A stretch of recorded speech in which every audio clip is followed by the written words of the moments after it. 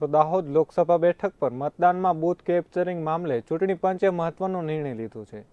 દાહોદમાં booth capturing બાદ રિપોલ કરવા નિર્ણય કરાયો છે। જ્યાં દાહોદ લોકસભા બેઠક પર મતદાનમાં બૂથ કેપ્ચરિંગ મામલે ચૂંટણી પંચ દ્વારા મહત્વનો નિર્ણય લેવાયો છે। દાહોદના સંતરામપુરાના પ્રથમપુરા મતદાન મથકે મતદાન થયું હતું, જ્યાં ચૂંટણી પંચે 11 મેના રોજ રિપોલ કરવા આદેશ આપ્યો છે। તો પોલિંગ સ્ટેશન નંબર 220 પર ફરી મતદાન યોજાશે। પ્રથમપુરા ગામના પોલિંગ સ્ટેશન 220 નંબર પર ફરી મતદાન યોજાશે। સવારે 7 થી સાંજે 6 વાગ્યા સુધી મતદાન પ્રક્રિયા ચાલશે।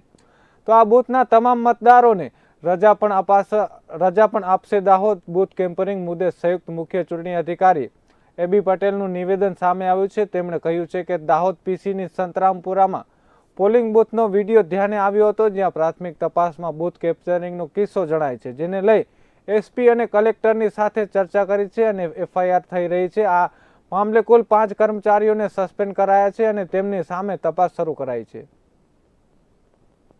19 દાહોદ લોકસભા મત વિસ્તારના 123 સંતરામપુર વિધાનસભા મત વિસ્તારના પોલિંગ સ્ટેશન નંબર 220 પ્રથમપુરમાં મતદાન અંગે અનિયમિતતાની બાબત ધ્યાનમાં આવેલી હતી।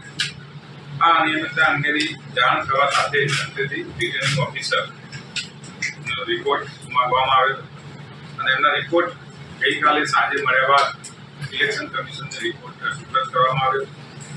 ઇલેક્શન પંચે, ભારતના ચૂંટણી પંચે રિટર્નિંગ ઓફિસર અને ઓબ્ઝર્વર શ્રીના મતદાનના અનિયમિતતા અંગેના રિપોર્ટને ધ્યાને લઈને ભારતના ચૂંટણી પંચે આરપી એક્ટ 1951ના સેક્શન 58ના સબ સેક્શન 2 હેઠળ 19 દાહોદ લોકસભા મત વિસ્તારના 123 સંતરામપુર વિધાનસભા મત વિસ્તારના પોલિંગ સ્ટેશન નંબર 220 ખાતે તારીખ 7 મે 2024ના રોજ થયેલ મતદાનને રદ જાહેર કરેલું છે અને તારીખ 11 મે 2024 શનિવારના રોજ સવારે 7 થી સાંજે 6 વાગ્યા દરમિયાન નવેસરથી મતદાન કરવાનું નિર્ધારિત કરવામાં આવ્યું।